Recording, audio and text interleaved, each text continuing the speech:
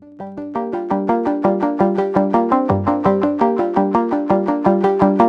Jungle.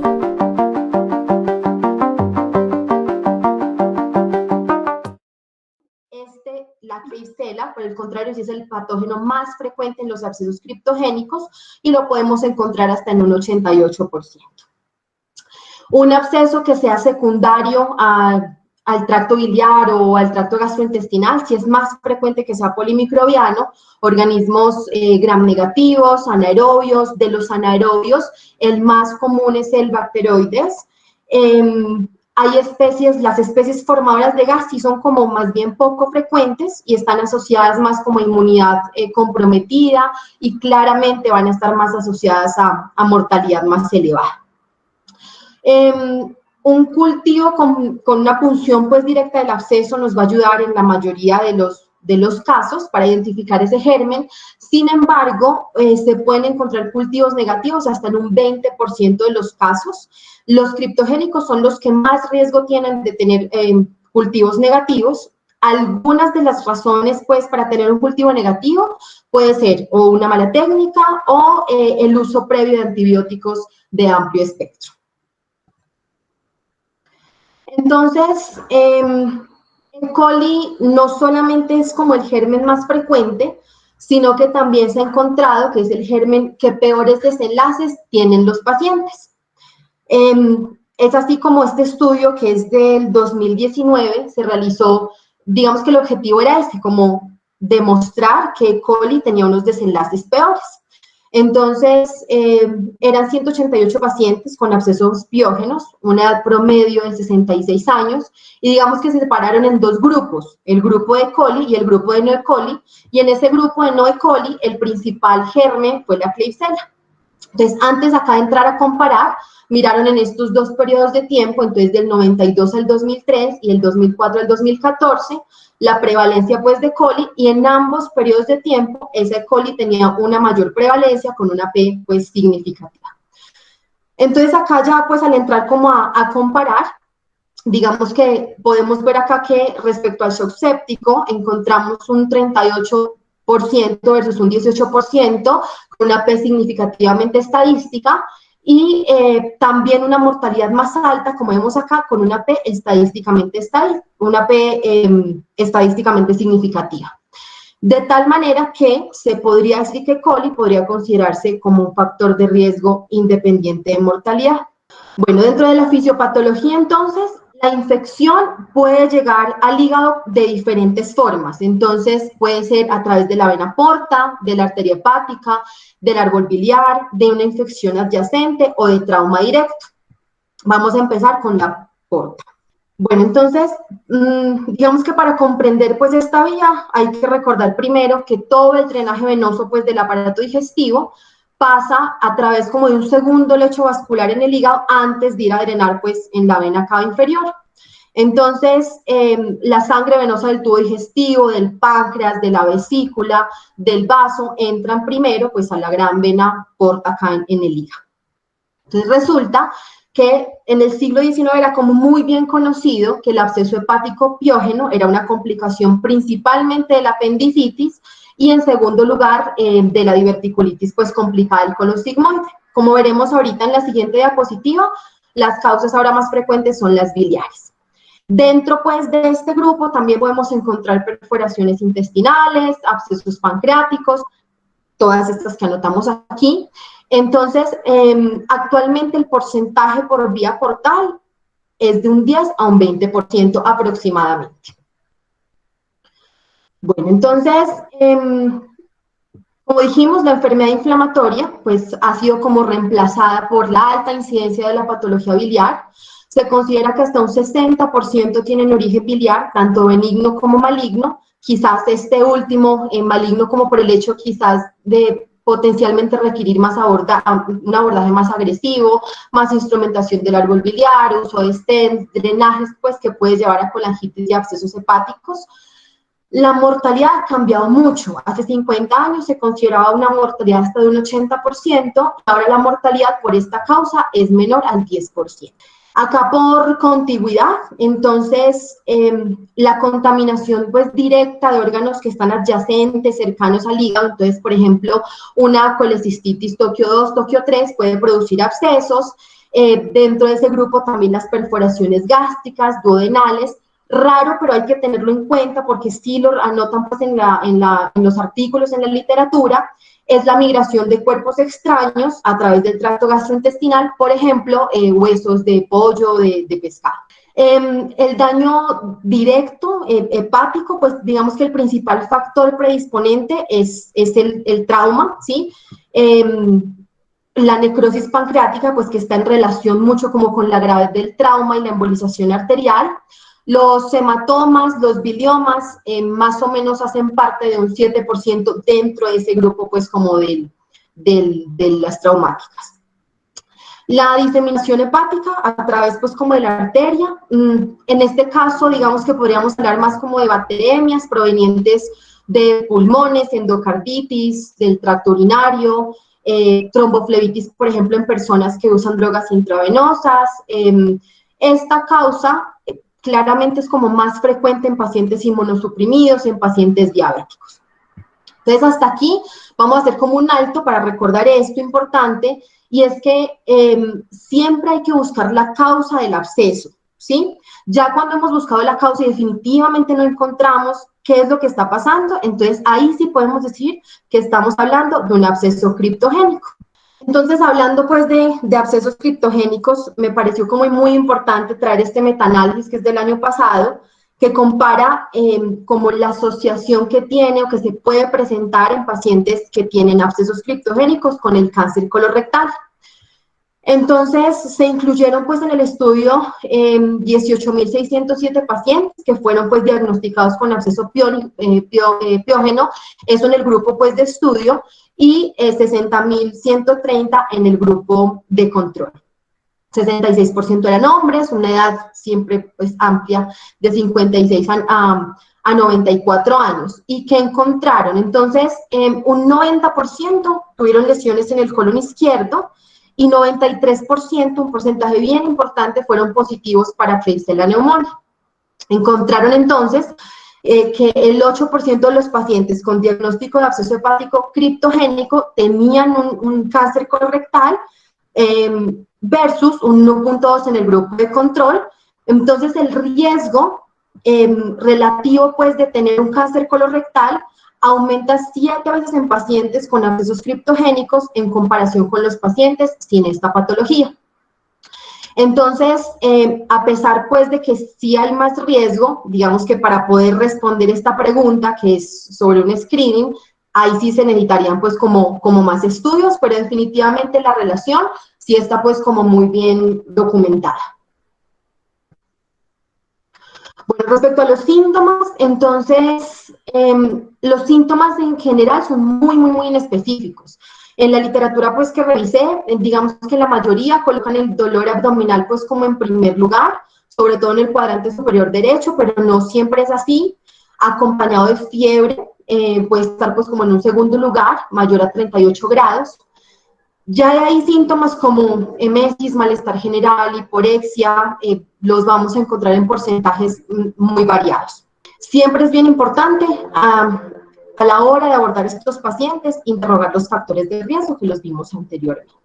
Bueno, tanto la clínica como los exámenes son inespecíficos. Entonces, acá a la derecha es una revisión de hace 4 años, en donde documentan pues como las anormalidades más comunes en los pacientes, ¿cierto? Entonces, la leucocitosis, la PCR elevada, pacientes con elevación de transaminasas, de bilirrubinas. Acá a la izquierda, este artículo es del 2008, está documentado pues en el libro de Blumgard del 2012, pero este artículo como tal es del 2008. Entonces, se revisaron 72 pacientes que fueron admitidos a la UCI con diagnóstico pues, de absceso piógeno, y lo que concluyen es que, aunque los estudios pues, son muy inespecíficos, tener niveles bajos de albúmina, tener una creatinina elevada, un tiempo de protrombina prolongado, digamos que fueron factores de riesgo de peor pronóstico. Bueno, pasamos entonces como el paso a seguir, digamos, es las ayudas imagenológicas. Entonces, la primera que vamos a valorar es la ecografía. La ecografía tiene una sensibilidad de más de 90-95%. En términos generales, pues es fácil de realizar, económica, no usa radiación, rápidamente podemos acceder a ella. ¿Cuáles son las desventajas? Pues que como sabemos es operador dependiente, se limita mucho, por ejemplo, en pacientes obesos, pacientes que tengan como mucho gas intestinal, pero la ecografía definitivamente pues es el primer examen que se solicita en este tipo de pacientes. ¿Qué podemos observar entonces en una eco de un paciente con un absceso hepático piógeno? Entonces acá en el lado izquierdo vamos a ver un absceso que es hipoecoico con una ecogenicidad central como muy heterogénea, muy variable, que va a depender mucho de la presencia de septos, de la presencia de gas que tenga adentro. Y acá a la derecha vamos a observar el absceso con un área como muy hipervascularizada que está alrededor de esa cavidad. Otro estudio que tenemos pues disponible, digamos, entonces es un ataque de abdomen, la TAC debe ser trifásica, tiene una sensibilidad respecto a la ecografía incluso mucho más, del 97 al 100%, pero para absceso, ¿no? No para pues vía biliar, ya sabemos que para vía biliar sí es primero la ecografía.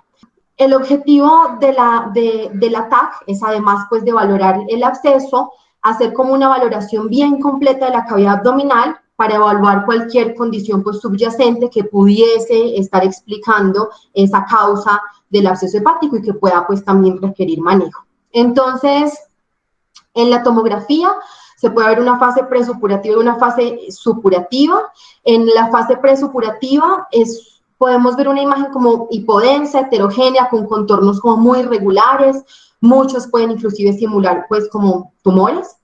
Y en la fase acá supurativa, la imagen ya es como más homogénea, con un contorno como más regular, más delimitado por una cápsula más o menos gruesa. En palabras pues como coloquiales, lo que la gente dice como ya que el absceso está como maduro.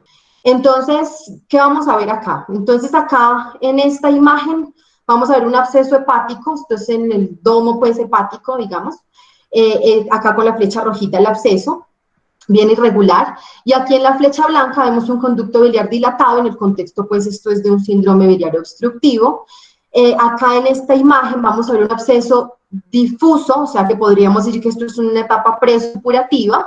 Acá con la flechita roja está una trombosis de la vena porta, y quizás aquí como por su relación pues podríamos decir que es de posible origen séptico. Acá más imágenes de tomografías, acá una fase arterial que nos muestra una hipervascularización con este realce aquí periférico que vemos pues alrededor del absceso. Acá a la derecha se muestra una fase venosa portal que nos muestra unos tabiques, unos septos, pues acá como en el área donde está esta estrella, y las flechas que nos van a mostrar como lo multiloculado que está ese absceso. Otra alternativa, la resonancia. La resonancia también tiene pues una sensibilidad buena, más del 95%, pues definitivamente no es el estudio de primera línea, quizás sí como ventaja que se pueda ver bien, se puede valorar pues como muy bien la vía biliar. Entonces, en T1 veríamos una lesión hipointensa y en T2 una lesión hiperintensa con edema perilesional. Acá lo que vemos es, aquí en este lado, vemos una imagen en T2, una imagen hiperintensa en el lóbulo hepático derecho, y acá una T1 post-contraste que nos va a mostrar como el realce, pues como en los bordes de cada pues absceso. Bueno, vamos a pasar entonces acá al tratamiento. Entonces, el pilar del tratamiento va a ser como el siguiente. Se inicia pues un manejo antibiótico tan pronto como sea posible. Ojalá se puedan tomar cultivos, pero esto definitivamente no nos puede retrasar el inicio del manejo antibiótico. El manejo percutáneo cambió definitivamente el panorama pues de esta enfermedad. La cirugía para quienes lo necesiten, este punto lo vamos a ver como más adelante. Y muy importante, como dijimos, no solamente nos podemos enfocar pues en el hígado, o sea, en el absceso, sino que hay que buscar la causa subyacente que está generando ese absceso hepático. Aquí en esta primera parte La elección del antibiótico, digamos que depende como de muchos factores, ¿sí? Depende de la etiología, de las características propias del paciente, de las comorbilidades, de los antecedentes. En general, la literatura pues nos dice que el manejo empírico nos debe obviamente pues cubrir los gérmenes más frecuentes. Entonces, para el tratamiento de primera línea se podría utilizar ampicilina, gentamicina más metronidazol, o una muy buena opción, una cefalosporina de tercera generación con metronidazol. Ya digamos que si el paciente, por ejemplo, tiene antecedente de instrumentación de la vía biliar, se ha manipulado esa vía biliar, antecedentes de cirugías, entonces hay que pensar con gérmenes más resistentes, y en este caso podríamos considerar piperacillina tazobactam, en pacientes ya según su estado, si está pues séptico, definir los carbapenémicos. Los cultivos nos van a ayudar mucho pues definitivamente en este primer punto. Bueno, ¿cuánto tiempo le vamos a dar antibiótico al paciente? Entonces, en términos generales, la duración del antibiótico también depende mucho pues de la respuesta clínica del paciente, ¿cierto? Entonces, que sea un paciente que no tenga fiebre, que sus exámenes hayan mejorado, que esté tolerando la vía oral, depende también pues del germen que se dice de su resistencia. En los abscesos grandes va a depender mucho también de si se pudo evacuar como completamente toda esa pus de ese absceso. Entonces, acá tengo dos estudios. Entonces, acá el estudio de la izquierda, su objetivo pues fue como comparar, digamos, que la eficacia del tratamiento intravenoso continuo versus un tratamiento intravenoso seguido de un tratamiento oral en esos pacientes que tienen pues abscesos piógenos. Entonces, se les suministró a un grupo de pacientes antibiótico venoso 6 semanas completas, y a otro 3 semanas, y a ese 3 semanas se le dio salida con antibióticos orales por 3 semanas más. No hubo, digamos que no se presentaron recaídas después de las 6 semanas en ese grupo, pues en el que se le había dado salida con el manejo oral, y esa comparación fue estadísticamente significativa. Y la revisión de la derecha es una revisión pues de una revista de gastro alemana, en donde anotan que, digamos que como que en su experiencia y así como estudios de Estados Unidos, cursos de antibiótico parenteral de 2 a 3 semanas y seguidos también de antibiótico por 2 a 3 semanas orales tienen una buena tasa, una alta tasa pues de éxito y baja tasa realmente como de complicaciones, de mortalidad. En el libro de Blumgart realmente coinciden pues con esta apreciación de estos dos estudios. Entonces podríamos decir que si el paciente va bien, se pueden dar 2 a 3 semanas parenterales y luego darle salida al paciente con 2 a 3 semanas por vía oral.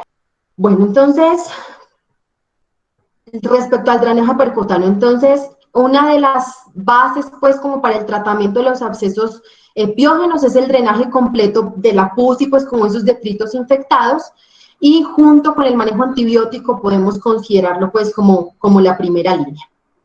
Entonces, el drenaje percutáneo se puede hacer de dos maneras, por aspiración o colocando, pues, un catéter de drenaje, y se puede realizar bajo guía ecográfica o tomográfica. Usualmente la vía tomográfica es más recomendada para drenajes que son para abscesos, pues que son como múltiples y se necesita colocar varios drenajes, o cuando la ubicación anatómica, digamos que es difícil. En general, la tasa de fallo está más o menos de un 10%, y eso puede ser cuando son multiloculados, cuando el contenido es muy viscoso, cuando hay mucho, pues, como tejido necrótico, entonces se tapona, pues, el catéter. Aunque es un procedimiento bastante seguro, y obviamente también aquí depende mucho, pues, como la experiencia del radiólogo, no es algo completamente inocuo, ¿sí? Entonces es importante recordar que en abordajes, por ejemplo, intercostales, las complicaciones como neumotórax, derrame pleural, contaminación del espacio pleural, son complicaciones que se pueden tener en este tipo, pues, como de abordajes. La elección depende mucho de varias cosas. Entonces, del tamaño del absceso, y digamos que la controversia es más como en los pequeños, en la mayoría de los artículos, que se revisaron, los mayores de 5 centímetros se benefician definitivamente del drenaje. Otros artículos apoyan que sea por encima de 3 centímetros, ya lo veremos pues a continuación. La localización, entonces la mayoría está en un 80%, la mayoría, un 80% de los abscesos van a estar localizados en el lóbulo derecho, como lo vimos previamente. Ya muy pocos, digamos que en la parte izquierda o en el lóbulo caudado. Recordar que cuando están en el domo, cuando están en el lóbulo caudado, pues el lóbulo caudado finalmente queda en la parte posterior, entonces van a ser como de más difícil acceso. Y esta parte de acá, de si es único, si es multiloculado, multiloculado es que tenga septos pues en su interior. Y en este caso particular de multiloculado, lo que se considera es que se podría intentar el drenaje percutáneo porque la mayoría de las veces esos multiloculados, digamos que esos septos se comunican entre sí a la cavidad grande y esa podría ser la razón por la cual con un solo dren se pueda, valga la redundancia, drenar pues como todo el absceso.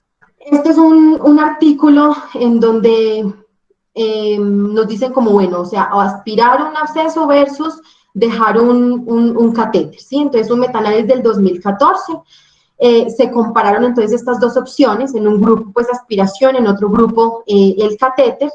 Digamos que la diferencia estadísticamente significativa radicó como en dos puntos, en uno que es el tiempo pues como de la mejoría clínica y otro respecto pues como al tiempo en que la reducción de esa cavidad disminuye en un 50%. Entonces, ¿qué es lo que se propone? Menores de 3 centímetros se ha encontrado como una alta tasa de éxito, mucho 90-95% con solamente el manejo antibiótico. Digamos que si en el momento en que se funciona para tomar cultivo, por ejemplo, si es un único absceso, se puede aspirar todo el contenido, pues súper bien, maravilloso, pero en estos, pues definitivamente el catéter no estaría indicado, porque además de la razón que les doy, que mejoran con el antibiótico solamente, pues para colocar un catéter se requiere de un espacio suficiente, digamos que para que el extremo distal del catéter se pueda enrollar dentro, y definitivamente pues estos son muy pequeños para poder hacer eso. Por el contrario, en los mayores de 3 centímetros sí podemos tener en cuenta esta opción. Ahora, si es multiloculado, entonces, como lo dije previamente, se puede igual colocar el catéter y dar como chance a que resuelva, porque la mayoría de ellos entre sus septos se van a comunicar, y entonces esto podría, digamos, que resolver el problema, y si no resuelve el problema, pues entonces sí uno podría ya ir a un drenaje quirúrgico. Si es uniloculado, se podría dejar el drenaje percutáneo o también se podría intentar la aspiración. Ahora, ¿en qué pacientes sí nos va a servir la aspiración? Entonces, en lesiones pequeñas uniloculadas, incluso los estudios nos dicen que en menores de 2 centímetros, es decir, los microabscesos, en el momento en que se tome la muestra se podría pues aspirar. Que no tengan comunicación con la vía biliar, y también en los casos de cuando hay múltiples abscesos, para toma pues solamente del cultivo. Bueno, entonces ya le colocamos el drenaje al paciente. Ahora, ¿qué vamos a hacer? ¿Cuáles son los cuidados con ese catéter? ¿Cuándo se va a retirar ese catéter? Entonces, respecto a los cuidados del catéter, pues se deja definitivamente libre de drenaje, es decir, que no requiere pues como un sistema de succión. Todos los días hay que verificar que no esté filtrando, que no tenga signos de infección, que no tenga calor local. Importante siempre la irrigación, pues con solución salina 10 centímetros cada 8 horas. Cuando se indica el retiro. Entonces, el retiro se indica cuando hay una normalización de los signos vitales y cuando hay un drenaje menor de 15 centímetros en 24 horas. Ahora, ¿cuándo se hace control de imágenes diagnósticas? Entonces, se hace solo si no hay mejoría de la condición pues clínica del paciente, si no se produce el drenaje esperado pues para lo que vio el radiólogo de la cantidad pues de pus que debería drenar, o cuando hay una disminución súbita de la producción del catéter. Bien importante recordar que si la producción es mayor de 50 ese día, por ahí en el tercer o cuarto día, siempre se debe sospechar una fístula, ¿sí? Puede ser una fístula pues biliar, en la mayoría de las veces, intestinal, pancreática. Y en estos casos particulares no se debe retirar el DREN, sino que se podría considerar hacer una fistulografía a través pues de ese mismo catéter y ya pues manejarlo según lo que nos reporte pues el estudio. Bueno, ahora entonces, respecto como al manejo quirúrgico. Entonces, definitivamente pues no lo vamos a usar como primera línea. En el momento en que uno decide un manejo quirúrgico, puede ser abierto o puede ser por vía laparoscopia. Se considera que hasta un 85% de los casos se pueden resolver por vía laparoscopia. Entonces, cuando el paciente se va a llevar a tratamiento quirúrgico. Cuando el drenaje percutáneo falla, es decir, en ese 10% que dijimos, es decir, hemorragias o fugas intraperitoneales pues de pus, cuando hay ruptura intraperitoneal, claramente, cuando la causa subyacente requiera cirugía, entonces si tiene una colecistitis, entonces digamos que se hace pues el abordaje tanto de la patología subyacente como el drenaje del absceso hepático. Cuando hay atrofia hepática, destrucción del parénquima, cuando hay múltiples abscesos, puede haber mucha destrucción del parénquima y definitivamente pues se va a necesitar un manejo quirúrgico. Entonces, si ya se decide un abordaje pues quirúrgico, entonces hay como varias vías para acceder, digamos que al hígado, ¿cierto? Entonces, la vía posterior, en abscesos que están localizados en el domo hepático, esta pues es como la vía que se podría utilizar. Tiene una ventaja que es que evita derrames, pues como de pus en ese espacio peritoneal o en los espacios pleurales, y la desventaja es que definitivamente la exposición sí es como bien limitada. Vía anterior subcostal, los drenajes de los espacios subdiafragmáticos y abscesos subhepáticos, y abordajes por la línea media, pues cuando hay ruptura del absceso a la cavidad peritoneal o cuando es necesario pues realizar procedimientos adicionales dentro de esa cavidad abdominal. Entonces, una vez se localiza, digamos que el absceso, que puede ser por palpación o mucho mejor una ecografía intraoperatoria, sería lo ideal. Entonces, se ubica pues como el área de drenar y se debe, siempre se debe aislar como con compresas. Se va a aspirar para tener un cultivo, esto se toma para aerobios y para anaerobios. Se va a hacer una incisión pues en la cápsula para drenar como ese absceso. Se irriga y se aspira como para minimizar pues como la contaminación. Importante, entonces se hace como una disrupción manual de los septos, o sea, se trata como de desbridar pues todo ese tejido purulento y siempre hay que dejar un drenaje pues como de buen calibre. Recomiendan en este libro pues que revisé, tomar una biopsia para descartar malignidad. Bueno, entonces las complicaciones alrededor de un 15%, la ruptura espontánea puede darse hasta en un 6%, pueden haber complicaciones pulmonares, entonces que digamos que esa pus del hígado puede drenar, como puede erosionar, digamos que ese diafragma, causar neumonía, derrame pleural, empiemas, fístulas, pues broncopleurales, infecciones del sistema nervioso central, falla multiorgánica, muerte. Porcentaje de recurrencia, un 2% versus un 4.4% en pacientes diabéticos, muy diferente a cuando es un origen de la vía biliar, porque la recurrencia puede ser hasta el del 23.8%. Entonces, hasta aquí lo que es como del absceso piógeno.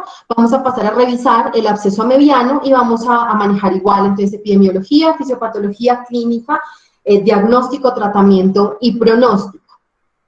Respecto a la epidemiología, entonces, pues es importante recordar que hay regiones endémicas, ¿cierto?, de amebiasis, como son el subcontinente asiático, África, en América Central, México. En países desarrollados, pues definitivamente se encuentra, digamos que de manera esporádica, y más bien es cuando hay personas inmigrantes o viajes, pues, de esos pacientes a zonas endémicas. La entamoeba histolítica es responsable de 50 millones de infecciones y de 100.000 muertes por año en el mundo, y de estos pacientes el absceso hepático mediano corresponde más o menos a un 3%. Bien importante aquí también recordar pues como los factores de riesgo, uso de esteroides, malignidad, edad avanzada, relaciones sexuales homosexuales, desnutrición, bajos niveles socioeconómicos. Y también es importante que sepamos que hay 10 veces más común en adultos que en niños. El pico de incidencia está entre los 20 y los 60 años, pero pues definitivamente sí se considera más como una enfermedad de gente joven. Respecto a la fisiopatología, así como a grandes rasgos, entonces recordar pues que la entamoeba histolítica es un protozoo que va a tener dos formas, que es la forma de trofozoito y la forma de quiste. Esa forma de quiste es la forma, por así decirlo, no infecciosa. Entonces la transmisión es fecal-oral, que puede ser por alimento o por contacto pues de persona a persona. Entonces una vez se transmite pues el quiste, ¿cierto?, ese quiste sobrevive al ácido del estómago y va a viajar pues como a través del intestino, ilion terminal, colon, y emerge pues como trofozoito, digamos que para completar pues como todo su ciclo de vida. El curso de la enfermedad está dado por 3 factores, entonces ese es como lo que explica la virulencia. Entonces tenemos la lectina, que es una proteína de superficie, entonces el trofozoito lo que hace es que se adhiere como a esa pared del colon, y esta proteína es muy importante como en la necrosis celular y en la formación pues como de esos abscesos. Los amebaporos, que son como unas porinas que forman unos canales iónicos, entonces perforan, digamos que esa bicapa lipídica y generan una puerta de entrada para pues, al huésped. Y las cisteínas proteasas, que contribuyen a la degradación de las proteínas de la matriz extracelular. Entonces, ¿qué es lo que sucede? El absceso hepático, pues eso es una de las formas invasivas pues, de la entamoeba histolítica, ¿sí? Entonces, los trofozoitos, digamos que van a lograr atravesar, pues como los trofozoitos que son capaces, que logran atravesar esa barrera del colon, van a causar pues una enfermedad invasiva, por el sistema porta, pues viajan al hígado, y por eso el drenaje portal, como vimos en la primera imagen, es más común encontrarlo en el lado derecho. Inicia entonces como una hepatitis amebiana difusa, posterior una necrosis por liquefacción de esas células del hígado. Eso se inicia en el centro, digamos que se va distribuyendo como a la periferia. No tiene olor, es estéril, es decir, en el fluido como tal no hay pues como amebas contenidas, es de color como chocolate rojizo, usualmente son solitarios, grandes, ya hemos dicho varias veces que están en el lado derecho, pero los que están en el lado izquierdo son mucho más propensos pues como de romperse. Respecto al cuadro clínico, entonces puede ir desde pacientes asintomáticos o con síntomas muy leves, por ahí a veces diarrea, dolor abdominal, que son los conocidos pues como los portadores de quistes, hasta pacientes con enfermedades invasivas, que sus dos formas invasivas son la colitis amebiana y el absceso hepático. Entonces, respecto a los síntomas, un paciente hiporéxico con emesis, el dolor abdominal a veces es insidioso, a veces tienen dolor abdominal 2-3 semanas y a veces es abrupto. La fiebre mayor a 38 grados está casi que en el 90% de los casos. Se comenta que el dolor en el hipocondrio derecho se puede aumentar con la tos y la respiración, se irradia al área escapular cuando está pues como en el lado derecho, y cuando está en el lado izquierdo da más como un dolor epigástrico, como más un dolor retroesternal. Los exámenes de laboratorio tampoco son específicos, entonces la leucocitosis va a estar, por ejemplo, si el paciente tiene síntomas muy agudos o tiene complicaciones, casi nunca se presenta eosinofilia. En el 50% de los pacientes hay anemia multifactorial. La hiperbilirubinemia está en un porcentaje pequeño, pues, y es como muy variable. En general, un 70% puede tener elevación de la fosfatasa alcalina, pero los exámenes definitivamente no nos van a dar mucha luz de qué es lo que está sucediendo con el paciente. La serología, entonces, hay como varios test serológicos, ¿sí? Entonces, hemaglutinación indirecta, lisa, inmunofluorescencia, la técnica de látex. Se considera que dos pruebas pueden llegar a tener dos pruebas, puede llegar hasta un 100% de sensibilidad y especificidad. Entonces, cuando una sale negativa, uno puede pedir una otra prueba en 8 días. La serología es altamente sensible y específica para diferenciar un absceso piógeno de un mediano, es rápido, no es costoso, ¿y qué es lo que detecta? Pues los anticuerpos específicos de la entamoeba histolítica en un 95%. Se detecta de 7 a 10 días después del inicio de los síntomas, máximo pico a los 2 o 3 meses, se va a disminuir a los 9 meses y más o menos al año es cuando ya vamos a encontrar esto negativo. Bueno, los estudios imagenológicos, entonces, nuevamente aquí la ecografía, la primera elección, muy sensible, 90-95%. Usualmente encontramos lesiones redondadas, ovaladas, con unos márgenes bien definidos, hipoecoicos. El tamaño sí es muy variable, puede haber pequeños de 2 centímetros hasta muy grandes, con 20 centímetros. Generalmente están en contacto pues como con la cápsula hepática, pero se define muy bien el parénquima pues hepático que está normal. La TAC no le agrega como mucho valor pues a la ecografía. En la TAC contrastada se ve pues como una lesión bien delimitada, redondeada con contenido líquido y alrededor pues se ve como una zona de edema.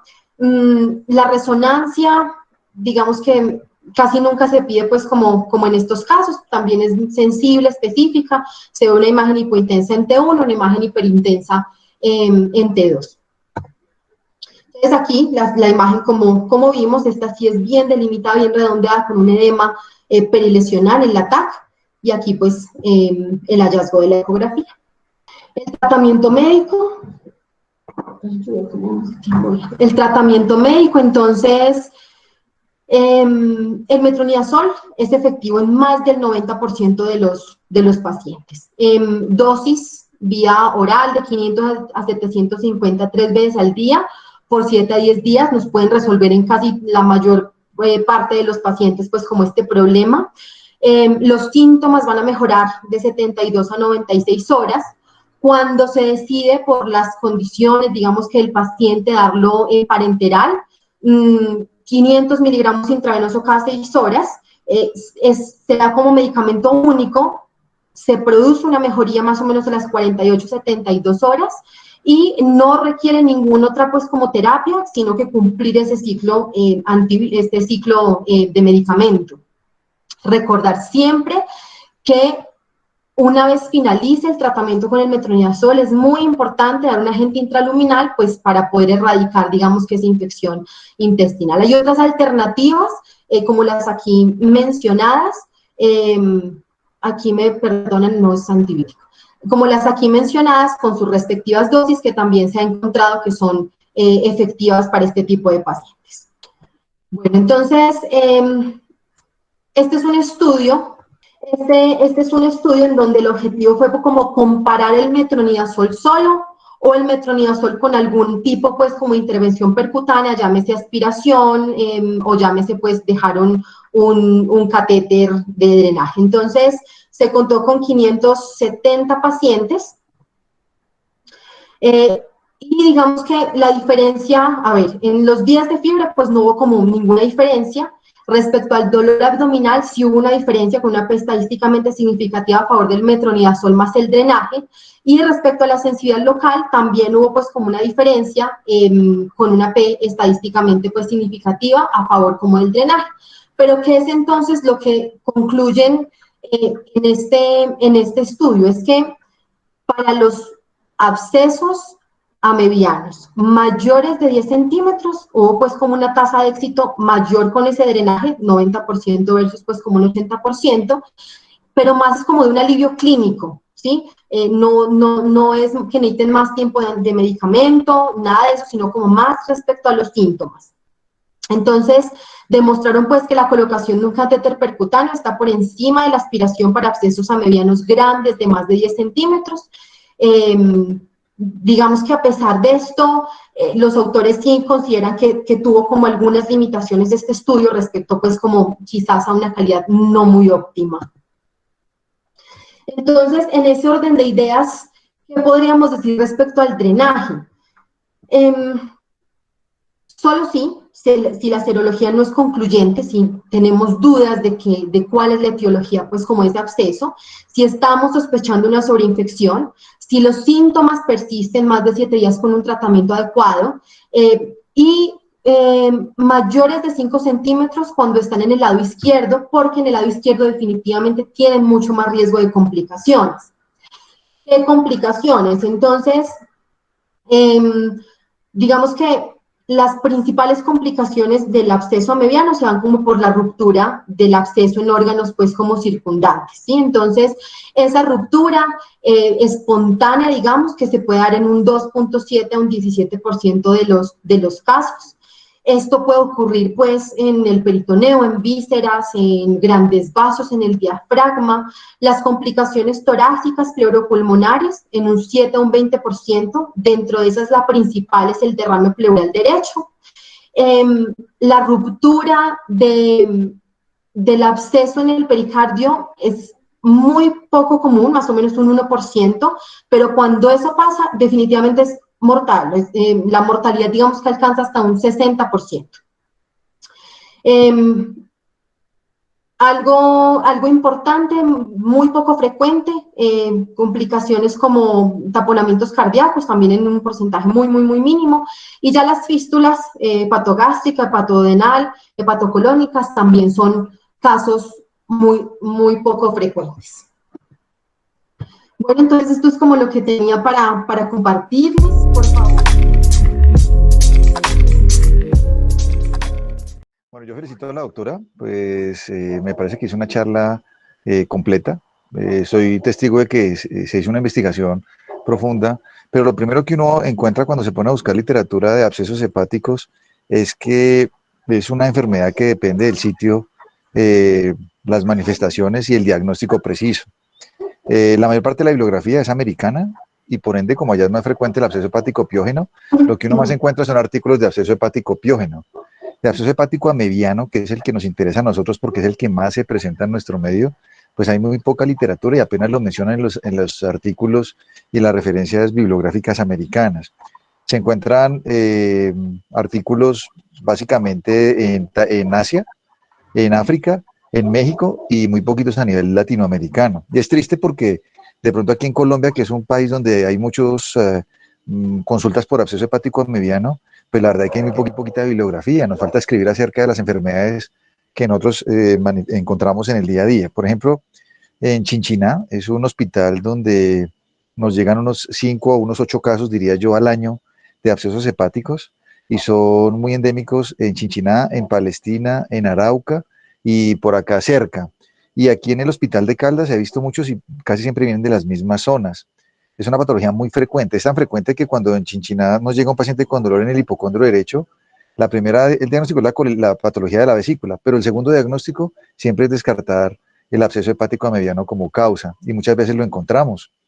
La causa de eso, lo que hemos visto nosotros allá, es que, sobre todo en época de recolección de café, la gente tiene la costumbre de que lleva su botellita de gaseosa litro vacía, le mete la panela ahí y la llenan de agua en la primera quebrada que se encuentran cerca al sitio donde tienen que hacer la recolección del café.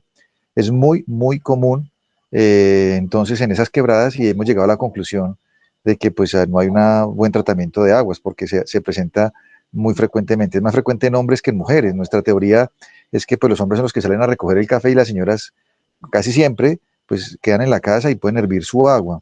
Los señores pues presentan el absceso pues porque utilizan esas aguas maltratadas.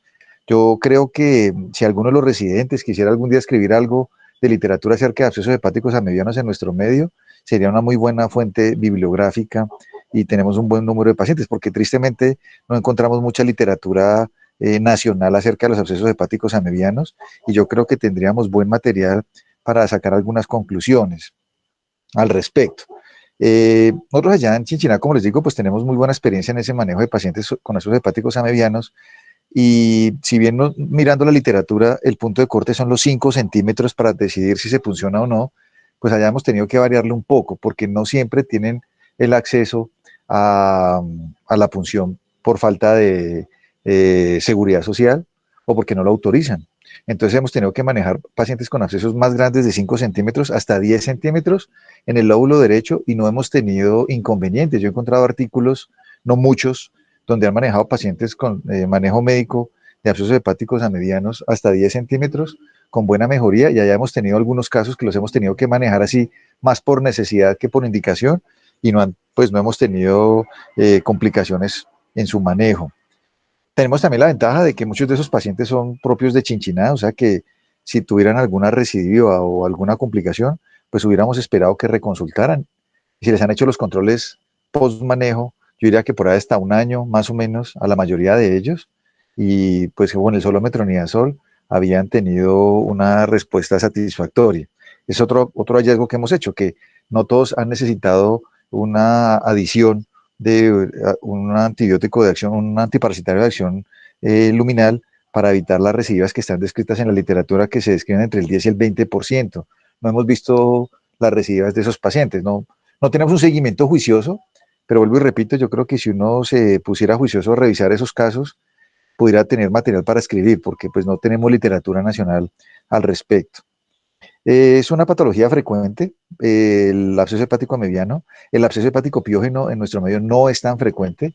No sé si mis compañeros, los otros colegas o los residentes hayan visto muchos abscesos hepáticos piógenos, pero yo no los he visto y no son frecuentes, a pesar de que tenemos mucha apendicitis, mucha diverticulitis, mucho manejo de la vía biliar.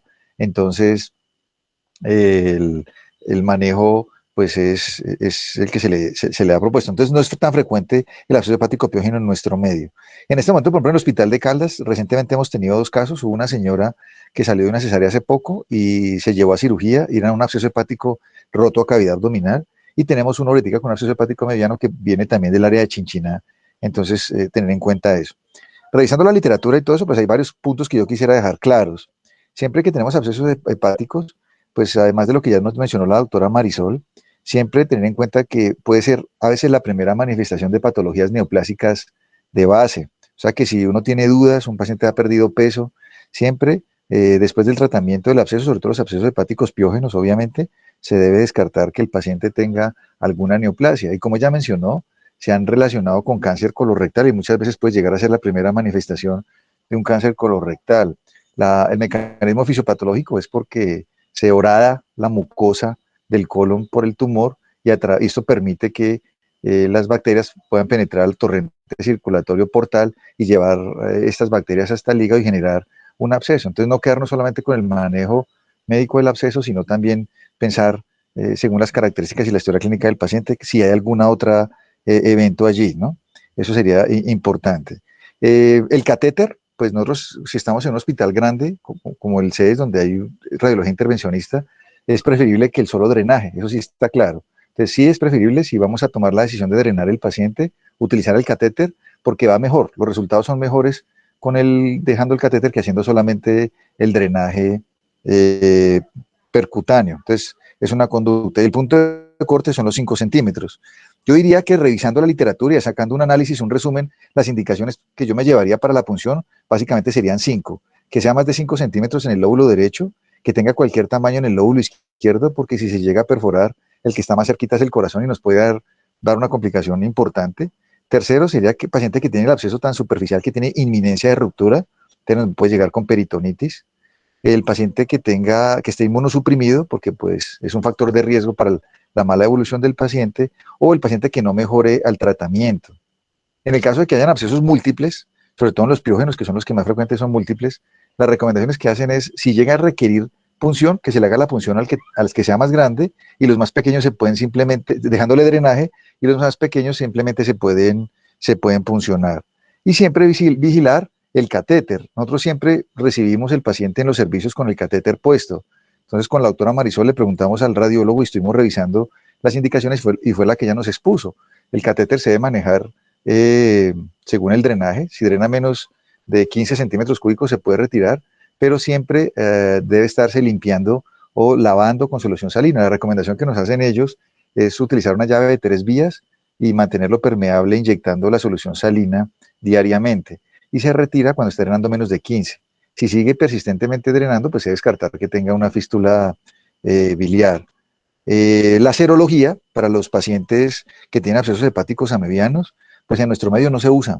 Está escrita en la literatura americana para pacientes que son viajeros, que vienen de zonas endémicas. Entonces a ellos le hacen la serología, pero en nuestro medio, o que somos residentes en una zona altamente endémica, pues no sirve porque en algún momento de nuestra vida pudimos haber estado en contacto con las amibas y haber generado que salgan positivos. O sea que el uso de la serología en nuestro medio, pues no es muy útil.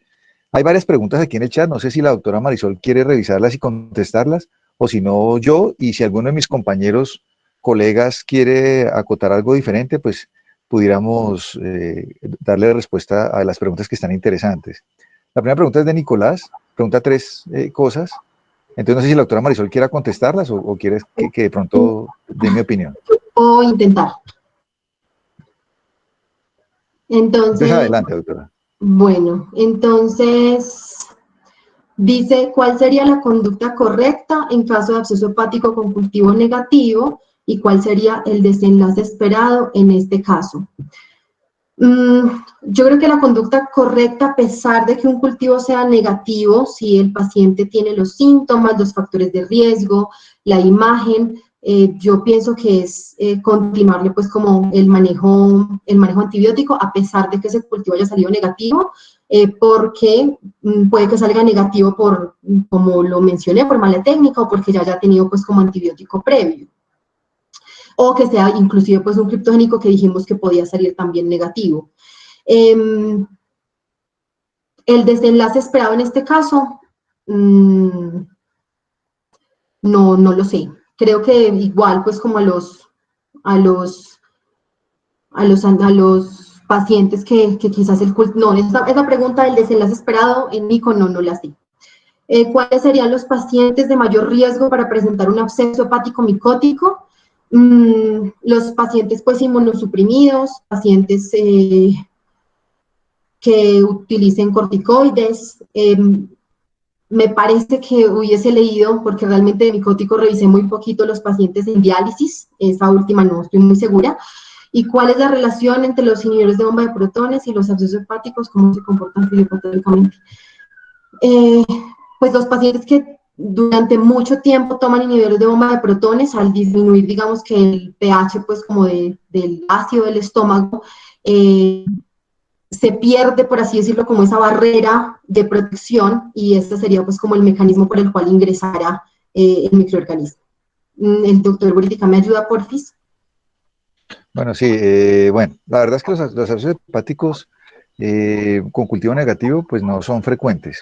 Yo digo que el paciente con absceso hepático, lo primero que uno hace es vigilar la clínica y según la clínica y el sitio donde estamos, pues uno va sospechando de qué se trata. Si nosotros miramos la exposición y miramos lo que se ha leído acerca de los abscesos hepáticos, el absceso hepático piógeno generalmente tiene unas condiciones clínicas que hacen que uno lo sospeche.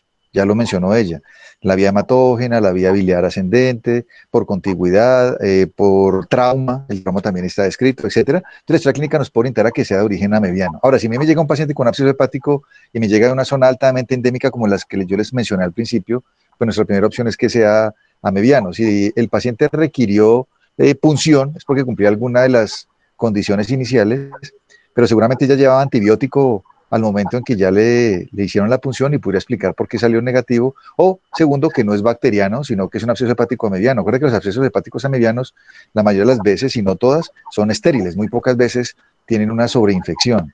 Entonces, yo diría que la clínica es la que determina el paso a seguir con el paciente, ¿cierto? El diagnóstico que le hayamos hecho.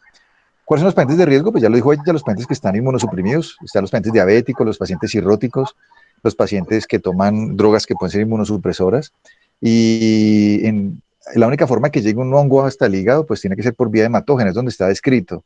Generalmente por vía hematógena llegan hasta el hígado, y si tiene el hongo en el hígado y llegó hasta allá, tiene el hongo en alguna otra parte, o sea que es un paciente que está en muy malas condiciones y seguramente nos lo va a hacer sospechar el estado clínico del paciente y la evolución del mismo, porque la forma de llegar al hígado fue por vía hematógena y explicara pues la situación actual del paciente. Y los inhibidores de bomba de protones por lo del pH. Eso está descrito en muy pocos artículos. Yo lo encontré en un estudio hecho en Taiwán de pacientes con abscesos hepáticos piógenos, donde miraron en 10 años los factores de riesgo que tiene para el desarrollo del absceso hepático piógeno, y entre ellos les llamó la atención que muchos pacientes tienen inhibidores de bomba de protones como droga que usaban frecuentemente. Entonces sospechan, salió una teoría que por la baja del pH, pues es una barrera natural, digamos, que tiene el organismo para el avance de bacterias que han sido ingeridas y que puede facilitar la colonización hasta el hígado.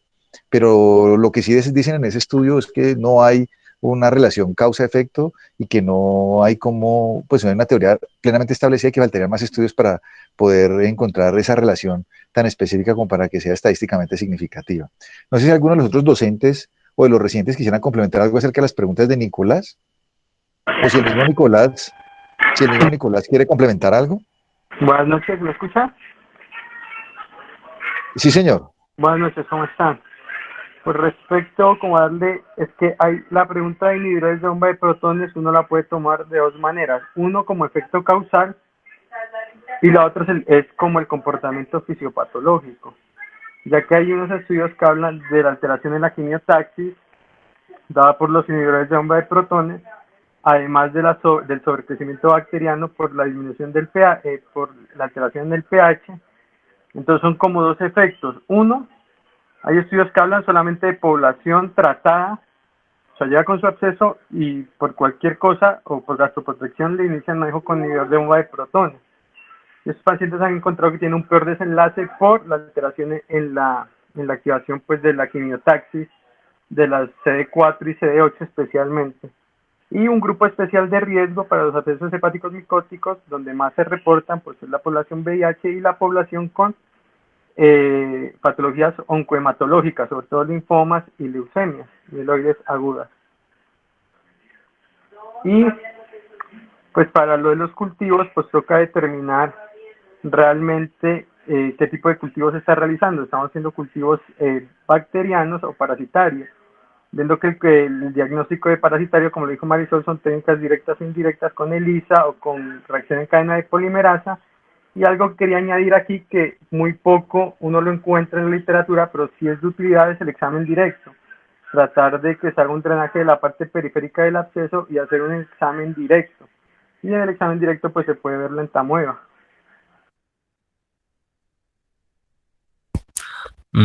De pronto para complementar, sí, completamente de acuerdo pues como con el comentario del doctor Buritica, de la doctora Marisol y del doctor Erneil. No es que las preguntas iban como en relación a lo siguiente. No sé si me escuchan bien.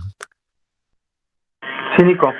Bueno, la primera pregunta es porque digamos que cuando uno revisa la sensibilidad de un absceso que no tiene una caracterización morfológica, y cuando hablo de caracterización morfológica estoy hablando específicamente de los hallazgos de tomografía y resonancia magnética, entonces uno podría, digamos, tomar ese absceso como un absceso de origen infeccioso indeterminado. Y en ese contexto de absceso infeccioso indeterminado, uno encontraría que si uno le hace un cultivo a ese grupo de pacientes, muy posiblemente, más o menos entre el 60 y el 64% de esos casos van a tener cultivos negativos. Eso debido a varias razones. La primera es que uno no haga el cultivo correcto, es decir, que uno esté interpretando un absceso a mediano como si fuese un piógeno, entonces el cultivo eminentemente sería negativo. La segunda razón es lo que mencionaba la doctora Marisol, y es que en muchas ocasiones el procesamiento de la muestra de los cultivos puede fallar. Entonces el desenlace, que era como el como de la pregunta, es que existen varios reportes que son eminentemente descriptivos, ¿cierto? Con poblaciones bastante grandes, inclusive de 2.400 pacientes, que han demostrado que cuando uno hace un tratamiento, digamos, antimicrobiano, y digamos que con esa definición tomando en cuenta la conjugación de antibacterianos de amplio espectro, ¿cierto? Y adicionalmente de antiparasitarios de amplio espectro, si consideráramos así los azoles. Entonces, muy posiblemente la gran mayoría de los gérmenes que uno está tratando en absceso, sea piógeno o amebiano, están cubiertos, ¿sí? Entonces, existen muchos autores que han tomado la posición y digamos que yo estoy parcialmente de acuerdo con ella, y es que posiblemente en absceso hepático mediano el cultivo no es tan importante como si lo fuera en otras patologías. Entonces, esos desenlaces en términos de esos análisis retrospectivos han mostrado que cuando uno utiliza una terapia de conjugación entre un antiparasitario con un antibacteriano de amplio espectro, tienen los mismos resultados si el paciente tiene un cultivo positivo o un cultivo negativo. Por ende, digamos que la necesidad del cultivo, pues digamos que decae. Eso pues obviamente para ponerlo pues como a discusión, si quieren opinar al respecto. Lo segundo, completamente de acuerdo con lo que dice Ernei. Uno siempre que tiene un paciente con una neoplasia de origen hematológico y tiene una masa en el hígado, más allá de pensar exclusivamente en el compromiso neoplásico de órgano sólido, específicamente hablando de linfoma, uno podría pensar también la posibilidad de que ese paciente esté presentando un absceso hepático mediano. Y con respecto a lo que decía Ernei del IBP, totalmente cierto. O sea, cuando nosotros miramos las complicaciones de las medicaciones que utilizamos de forma crónica en los pacientes, unos de los que más se han estudiado son los inhibidores de bomba de protones porque son de uso generalizado en la población. Y es que existen diferentes factores inmunológicos que han generado una propensión a que los los inhibidores de bomba de protones sean una causa o un factor desencadenante para que los pacientes puedan presentar diferentes tipos de infecciones. Y el absceso hepático, digamos a mediano y inclusive el piógeno van a estar incluidos dentro de ese espectro. Es decir, que posiblemente los pacientes que tienen uso crónico, y hablando con uso crónico desde más de 90 días de inhibición de inhibidores de bomba de protones, van a tener un riesgo potencialmente más alto de presentar un absceso hepático. Yo creo que uno, pues aseverar que un absceso, digamos, no es piógeno porque el cultivo es negativo, pues creo que no es una conducta que uno pueda, digamos, como tomarla de la manera más segura, ¿sí? Y el cuento ahí es que el tiempo es el paciente. ¿Por qué razón? Resulta que la sensibilidad para el cultivo de un absceso hepático es demasiado baja. O sea, estamos hablando muchas veces, la sensibilidad la demuestran hasta para un 40%. Entonces, si usted asume eso, que porque el cultivo le da negativo, entonces solo le va a dar una mevicida, metronidazol, pues, que tenemos nosotros más a la mano. Pues yo no sé hasta qué punto sea una conducta correcta. Además, porque muchos de las revisiones hablan que los pacientes con abscesos amibianos, hasta un 30%, tienen concurrencia o se sobreinfectan durante el tratamiento. Y volvemos a lo mismo, pues el absceso amibiano, el absceso piógeno sí tiene un pronóstico más delicado. Yo he visto 4, y de los 4, 3 pacientes han muerto, de los que llegan netamente piógenos, o sea, del que se demuestra con un choque séptico de entrada. Y de los 4, 3 han muerto.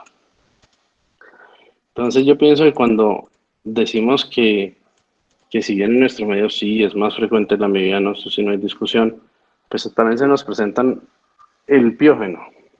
El problema es lo que yo les decía, es cómo determinan que solo es amibiano.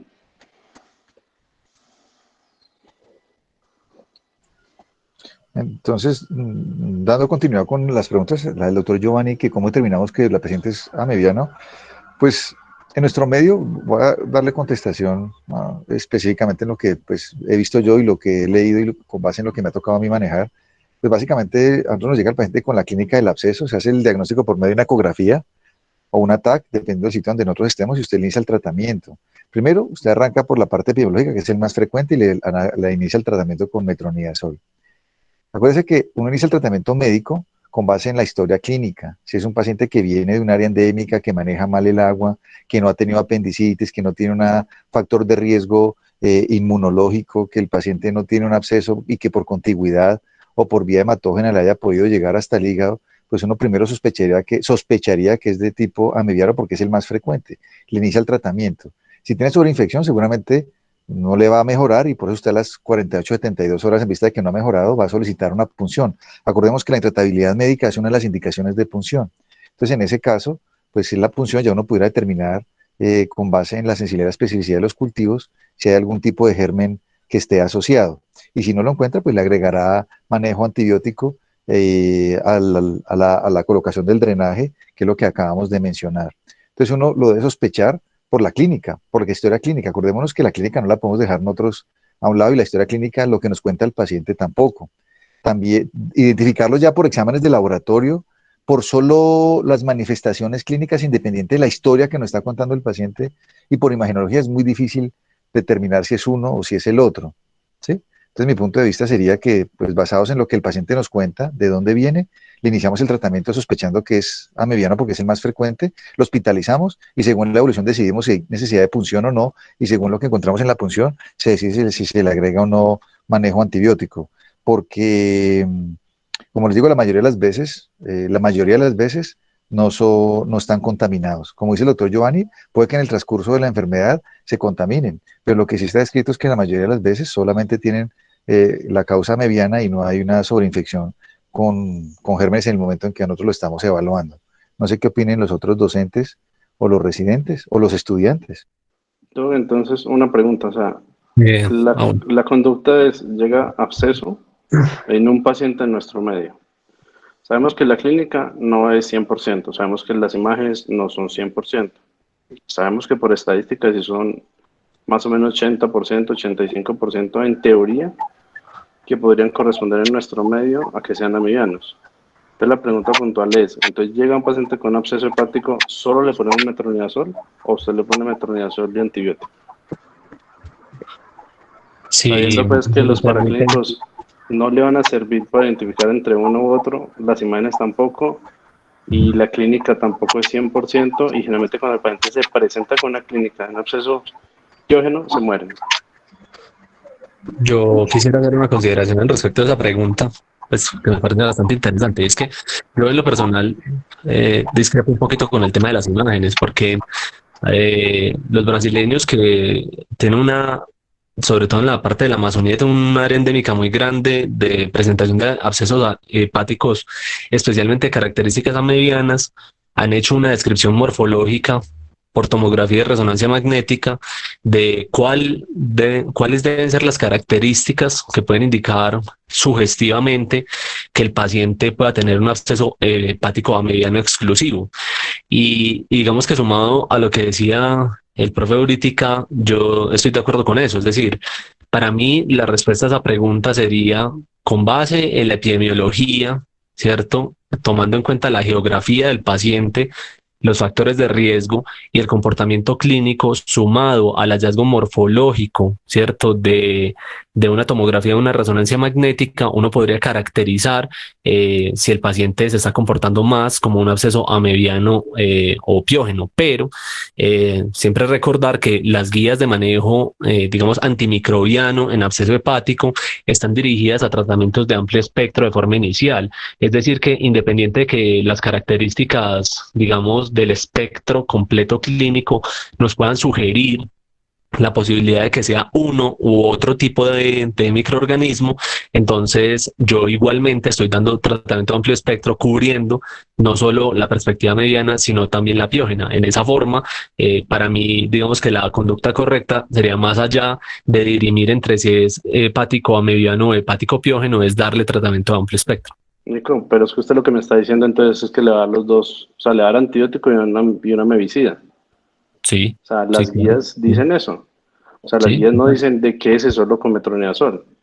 Es que eso es lo que me refiero. O sea, usted no tiene forma como dicen por ahí, la verdad para Dios que esto es un amibiano. Sí, porque es como le digo, o sea, los piógenos tienen la facilidad de matar pacientes en horas. Porque ya los he visto morir. Entonces, cuando llegan son una catástrofe. Entonces, ¿el problema cuál es? Pasa lo mismo con una colangitis. Una colangitis usted lo tiene ahí y usted lo ve bien y en horas está vuelto una mierda. Pero es por la translocación bacteriana que es lo que generalmente los matan a ellos. Entonces, por eso yo me entraba la pregunta, ¿cómo aseguro yo? Y va para eso, entonces, ¿cómo lo trato? Si bien yo lo digo así, o sea, es mi conducta. Si bien en nuestros medios más frecuente es la mediano, igual yo lo trato con antimicrobiano y una medicina. ¿Por qué? Porque se dicen las guías. Porque si yo no puedo descartar que el paciente tenga una coinfección. Yo desde ese punto de vista sí discrepo un poco, porque como vimos desde el principio y los artículos que estuvimos revisando, que tampoco fueron pocos, muchos de la literatura con respecto al absceso hepático mediano, ya dijimos de dónde venía. Y muchos de los artículos hablan del manejo con metronidazol en los pacientes inicialmente y le pueden agregar una amebicida de acción luminal. Y solo inician antibiótico a aquellos pacientes que después de 48 a 72 horas no han mejorado y se basan en la historia clínica. Las guías americanas y la literatura americana siempre le colocan antibióticos. Yo he tenido la oportunidad de ver los dos tipos de pacientes que no han sido pocos. En el hospital de Caldas, por guía recomendada por infectología, le colocan el metronidazol y le colocan la ampicilina sulbactam a esos pacientes y han ido bien. Pero muchos o la mayoría de los abscesos que hemos manejado en el pueblo con base en lo que hay escrito también en estas partes donde tienen más casos que los que tienen en Estados Unidos, con el metronidazol y el uso solamente de amebicidas de acción tisular y luminal, les ha ido bien. Solo se le agrega el antibiótico en aquellos pacientes que no mejoran. Son pacientes que están manejados intrahospitalariamente. Y he visto muchos también, y la mayoría son de amebiano, y suponemos que son amebianos por la evolución que tuvieron finalmente. Yo quisiera escuchar la opinión de los otros docentes. Buenas noches, ¿cómo están? Buenas noches, profe. Bueno, Hola, doctor, ¿cómo está? como para continuar con esta discusión que está muy interesante, pues quiero manifestarles que, así como lo han dicho el doctor Nicolás y el doctor Giovanni, a uno inicialmente le da temor solo tratar un absceso hepático único con metronidazol, porque es difícil determinar si en efecto hay coinfección bacteriana o no. Sin embargo, nos dimos también a la tarea de preguntar, investigar y revisar un artículo muy completo y muy sucinto que hay actualizado de un libro que es de común investigación por parte de los infectólogos, que es el texto de Mandel, y ahí también soy muy específicos en decir que si uno epidemiológicamente e imagenológicamente considera que un absceso es de origen amebiano, pues debería de tratarlo entre 3 a 5 días solo con un antiamebiano, metronidazol, tinidazol o secnidazol. Entonces, vuelvo y repito, lo que yo he hecho o lo que he venido haciendo en los sitios donde trabajo es tratar dualmente este tipo de colecciones, pero deberíamos de generar esa discusión y de adoptar una conducta, porque si definitivamente hay unos textos muy serios que nos están diciendo, hay unos artículos muy serios como lo está demostrando el doctor Buritica y la reciente que expuso, que uno inicialmente debería tratar con un imidazólico, pues deberíamos de seguir la conducta y la pauta. Definitivamente si es un absceso, si son abscesos múltiples en diferentes focos y con una respuesta inflamatoria diferente, así como lo dice Giovanni, que a mí también me tocó ver esa señora que fue en Santa Sofía, si no estoy mal, que se nos murió por abscesos múltiples, que fue una colangitis ascendente, pues ese caso definitivamente sí tendría que ir con terapia dual y ser mucho más agresivos en lo que concierne al drenaje. De todas maneras, yo creo que si uno revisa como la perspectiva clínica comparativa entre el comportamiento de un absceso hepático piógeno en términos de sintomatología, estabilidad hemodinámica y respuesta inflamatoria versus el amebiano, el comportamiento es diferente. Yo no tengo mucha experiencia del tema, yo solo he visto 2 abscesos hepáticos piógenos y los he visto en contextos de inmunosupresión, en los cuales el curso, a mí también me parece que es un curso, digamos, muy ominoso, y he tenido más oportunidad de ver abscesos hepáticos de orden amebiano, pues que son los más frecuentes en nuestro medio, y yo creo que sí existe una diferenciación clínica, digamos, en la presentación de esos casos. A mi modo de ver, los pacientes con abscesos hepáticos piógenos tienen una carga mórbida muchísimo más alta, ¿cierto? Y tienen factores desencadenantes, especialmente cuando uno piensa en las vías hematógenas de diseminación, y clínicamente se comportan más como un patrón séptico formalmente instaurado al compararlo pues con el absceso hepático a mediano, que es un curso más de dolor abdominal en el contexto, digamos, de abdomen agudo, si lo habláramos así, que no corresponde necesariamente pues como a la instauración formalmente de una sepsis. Entonces yo sí creo que existe una diferencia y en esa forma, a pesar de que yo sigo pensando y sigo adhiriéndome como al tratamiento dual, no me parece incorrecto, digamos, tratar solo con azoles cuando uno tiene una afiliación clínica y epidemiológica y tal vez imagenológica de que eso posiblemente solo los está comportando como un absceso hepático mediano. Yo quería quería también aportar algo.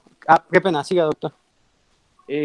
Bueno, muy buena la charla. Desafortunadamente mi internet estaba inestable y no pude atenderla toda, pero me parece muy interesante la discusión respecto al manejo dual. Es muy llamativo que estos pacientes cuando van al drenaje hacen unas bacteremias impresionantes. Lo viví en carne propia. Mi abuelita de 84 años tuvo ahorita un absceso amibiano y la bacteremia que hizo la llevó a la UCI y terminaron aislándole E. coli en sangre y se trató como un absceso amibiano.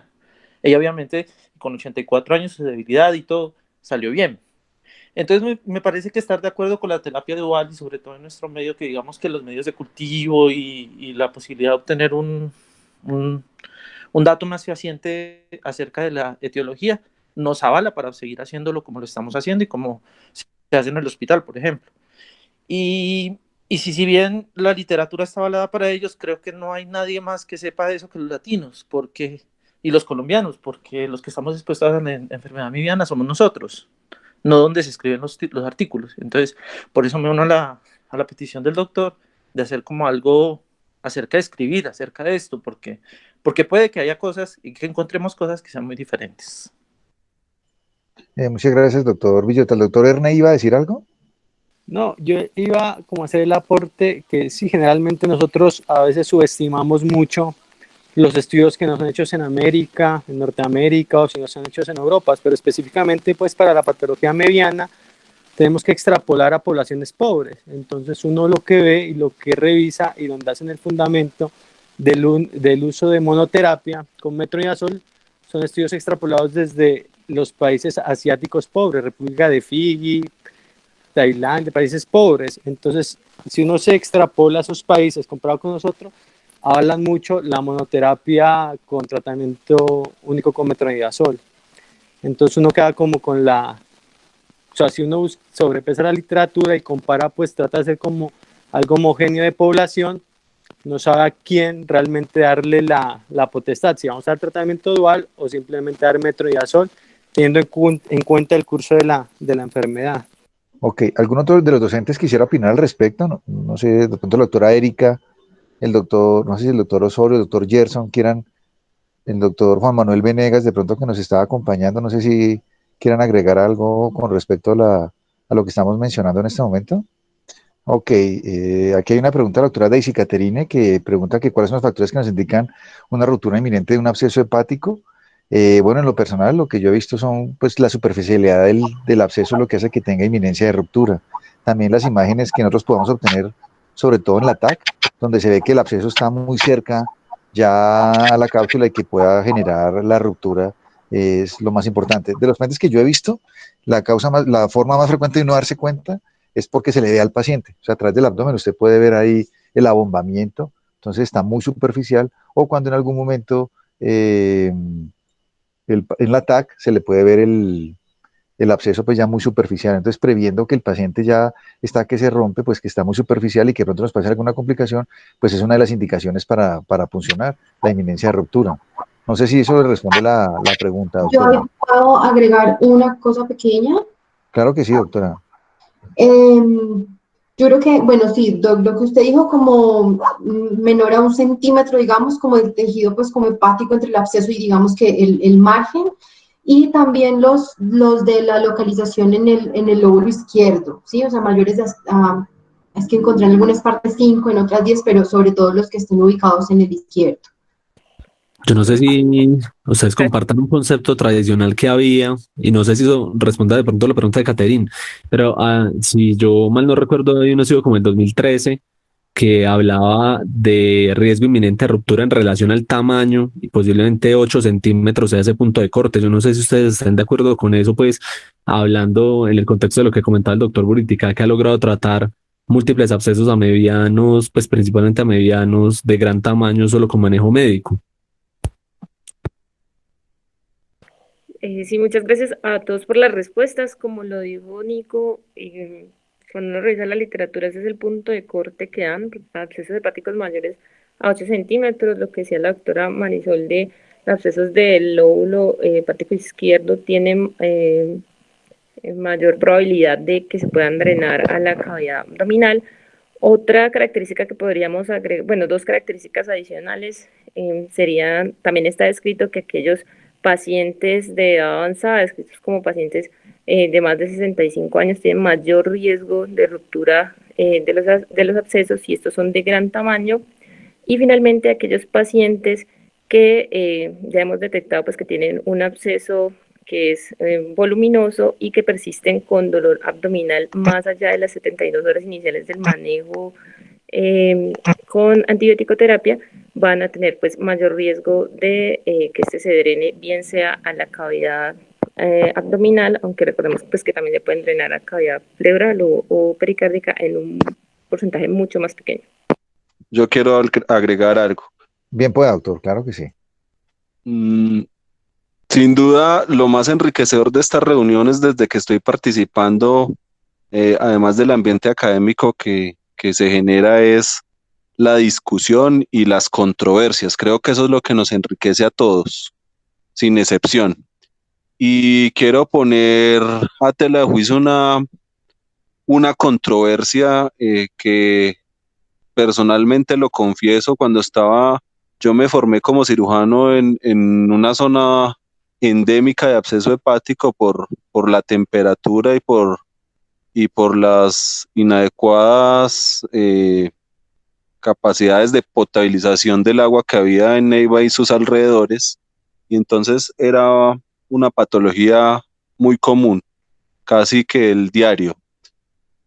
Cuando ponían el catéter percutáneo, nos hacían colocar en la orden de seguimiento y de evolución que había que lavar el catéter, había que lavarlo con 10 o 20 centímetros cada 8 horas, y si mal no recuerdo, en la charla fue una de las recomendaciones que se dio, lavar el catéter. Yo quisiera saber qué opinan mis colegas y los residentes con respecto a si es prudente o no lavar ese catéter, o si por el contrario lo que estamos haciendo es perpetuar o cronificar una infección que debería estar drenándose de adentro hacia afuera y no de afuera hacia adentro. De pronto lo de la recomendación fue comentada y estudiada con el doctor Sastoque, que es el radiólogo intervencionista que tenemos en el CES, porque esa pregunta se la hicimos directamente a él y él, pues nos pusimos a buscar y encontramos básicamente varios artículos que nos ayudó a buscar él y llegamos a esas conclusiones. La recomendación es limpiarlo, lavarlo. Él dice que con la llave de 3 vías, 5 centímetros cúbicos hacia el hígado, y los otros cerramos la llave y 5 centímetros hacia el resto del catéter para poderlo mantener limpio, porque es demasiado grumoso.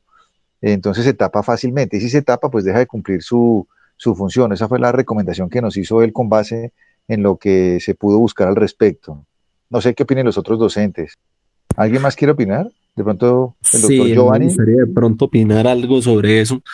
Yo lo digo desde la total ignorancia, porque yo la verdad yo no he encontrado ningún ensayo clínico pues que me diga finalmente si funciona o si es adecuado hacer la irrigación de los drenes, pero en lo personal, a mí me parece que eso puede generar un riesgo mayor de contaminación y colonización de una cavidad que se presupone es estéril y que adicionalmente podría condicionar esa colonización y sobreinfección, una perpetuación del proceso infeccioso.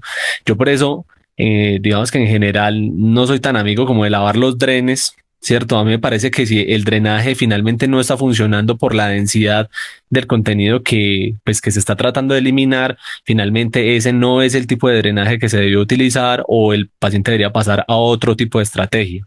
Con respecto a eso específicamente, el doctor, pues encontraron 3 artículos, uno del 2011 que se llamaba drenaje de los abscesos y colecciones intraabdominales a través de catéter. Entonces, es un artículo del 2011 del Handbook of Interventional Radiology Procedures.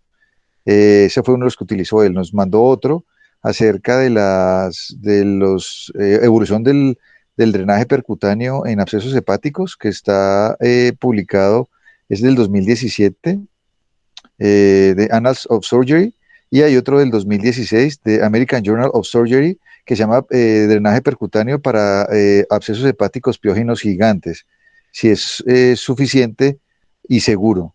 Fueron los 3 artículos que él nos recomendó, que sirvieron como bibliografía para las recomendaciones que él nos hizo específicamente para el manejo del catéter, que entre otras cosas él es el que los pone, y pues digamos que tiene un poco más de experiencia que nosotros. Precisamente por eso le hicimos la pregunta, porque yo en lo personal tampoco había encontrado ni había leído acerca del manejo, y quienes finalmente tienen que manejarlo somos nosotros en el piso, y tenemos que sacar un consenso de cómo lo vamos a manejar. Entonces, por eso buscamos al doctor Sastoque para que nos diera su opinión y qué había de literatura al respecto, porque estoy de acuerdo con Nicolás, no hay un estudio pues que compare lavándolo o no lavándolo, pero sí son las recomendaciones que ellos hacen, ¿no?